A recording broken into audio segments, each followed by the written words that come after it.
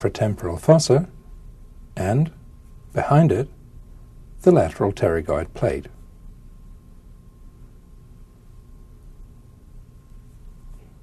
Here's the lateral pterygoid muscle. It's quite small. The lateral pterygoid muscle arises partly from the underside of the greater wing of the sphenoid and partly from the lateral aspect of the lateral pterygoid plate. The fibers of the lateral pterygoid muscle run backward and a little laterally.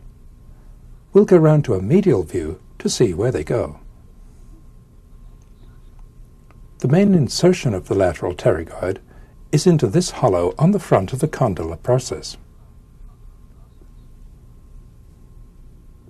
The lateral pterygoid also inserts onto the capsule of the temporomandibular joint and into the front edge of the articular disc.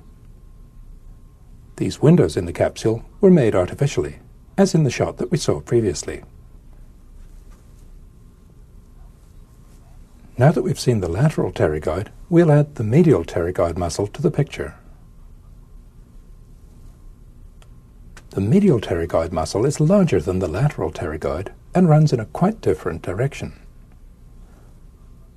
The medial pterygoid muscle arises from both the pterygoid plates, the medial aspect of the lateral one and the lateral aspect of the medial one, also from this corner of the maxilla, the tuber.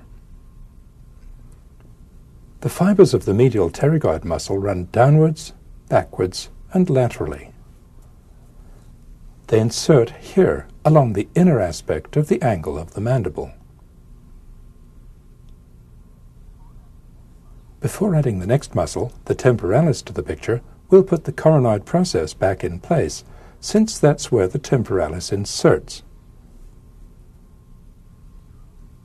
Here's temporalis, the largest of the muscles of mastication. It's shaped like a fan. The temporalis arises from the wide area on the side of the skull that lies within the temporal line. The fibers of temporalis converge from above and from behind on the coronoid process. They insert on the outer aspect and the inner aspect of the coronoid process, and also here on the anterior part of the ramus of the mandible.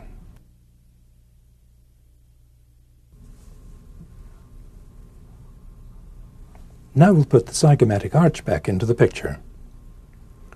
The temporalis muscle lies inside the zygomatic arch. Near its insertion, the temporalis is a thick muscle.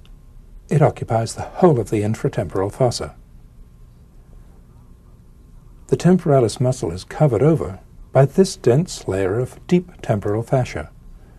The fascia is attached to bone along the zygomatic arch and all the way round the temporal line. Lastly, we'll add the masseter muscle to the picture. Here's the masseter. It's a thick, powerful muscle. The masseter arises from the anterior 2/3 of the lower border of the zygomatic arch on its outer aspect, and from the whole length of the arch on its inner aspect. The fibers of the masseter muscle that arise on the outside run downwards and backwards. Those on the inside run straight downwards. The masseter inserts into this wide area on the angle and ramus of the mandible. The masseter muscle on the outside and the medial pterygoid muscle on the inside converge on the angle of the mandible in very similar ways.